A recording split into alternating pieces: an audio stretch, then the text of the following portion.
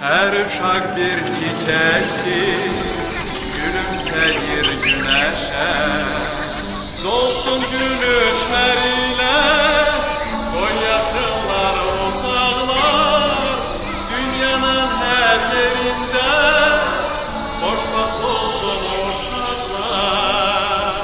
Geleceğe yol açan, ayak izleri olsun.